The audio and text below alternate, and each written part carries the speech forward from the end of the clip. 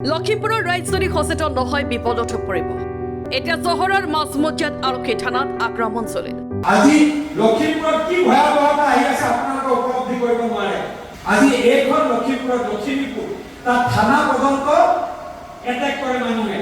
আজি বা 20-30 বছৰ আগত কৰিছিলে নেকি? আৰু 20 বছৰৰ পাছত নামঘৰত ভগৱানৰ নাম ল'ব পৰা পৰিৱেশ থাকিবনে?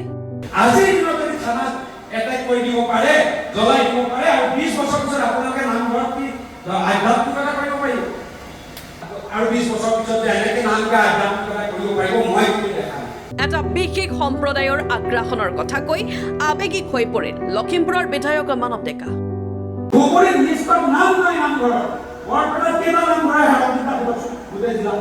মই কালি যদি কয় 1000 ধুবুৰী জিলাৰ নামঘৰত আমি চৰকাৰী অনুদান দিম, এখনো নামঘৰ উলিয়াব নোৱাৰে। সেই পৰিস্থিতিটো আগতে নাছিলে। সেইকাৰণে আমি সৰ্ব ধৰ্ম সকলোকে চলি থাকো। এইটো গুৰুজনাৰ দিনৰ পৰা আছিল। কিন্তু আমাৰ সমাজখনক, আমাৰ সংস্কৃতিক, আমাৰ কৃষ্টিক কোনোবাই আগ্ৰাসন কৰিলে আমি যদি বেলেগ ধৰণৰ ধৰ্ম নিৰপেক্ষভাৱে অৱস্থান কৰি থাকিব বিচাৰো, তেতিয়া আজি বাংলাদেশত যি অৱস্থা আছে আমাৰ চবৰেও সেই অৱস্থা হ'ব। এই দৃশ্য লখিমপুৰৰ আহুচাউল গাঁৱৰ ৰংগমঞ্চৰ।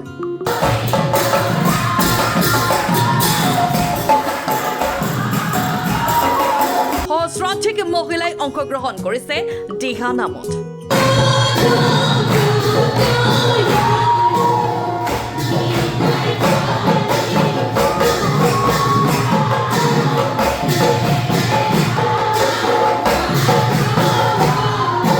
লখিমপুৰ উত্তৰ পূৰ্বাঞ্চল সাংস্কৃতিক সংঘ আৰু ধলপুৰ কচুৱা আঠাবাৰী শ্ৰী শ্ৰী গোপাল প্ৰভু স্থানৰ সৌজন্যত অসম ভাওনা সমাৰোহৰ দিহানাম অনুশীলনৰ উদ্বোধনী অনুষ্ঠান এয়া।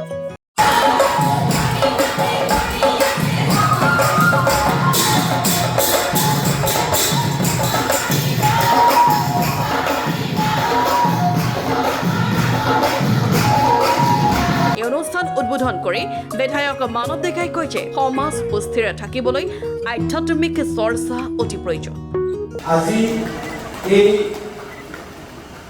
আধুনিক পৃথিৱীখনত যদি শান্তিৰে আমি জীয়াই থাকিব লাগে, সমৃদ্ধিৰে জীয়াই থাকিব লাগে, তেতিয়া আধ্যাত্মিকতাৰ যথেষ্ট মাহাত্ম্য আছে।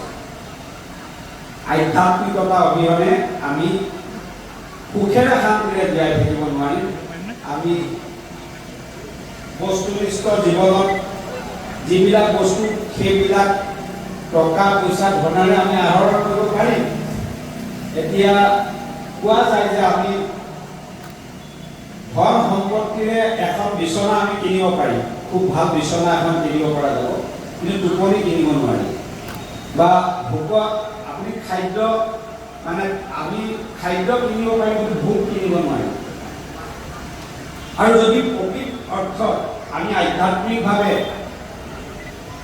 নিজকে ব্ৰতি ৰাখো বা আধ্যাত্মিক চিন্তা চৰ্চাৰ জৰিয়তে ব্যক্তিগতভাৱে বা সামাজিকভাৱে যদি নিজকে আগবঢ়াই লৈ যাওঁ, তেতিয়া কেৱল নিজেই প্ৰশান্তি পোৱা নাযায়, সমাজখনো এক সুন্দৰ দিশত আধ্যাত্মিক দিশৰ জৰিয়তে শান্তি বাতাবৰণ গঢ়ি উঠে। এই অনুষ্ঠানত মন্ত্ৰী ৰঞ্জিত দাস আৰু গোপাল মহাপ্ৰভুকে ধৰি বহু ব্যক্তি উপস্থিত থাকে।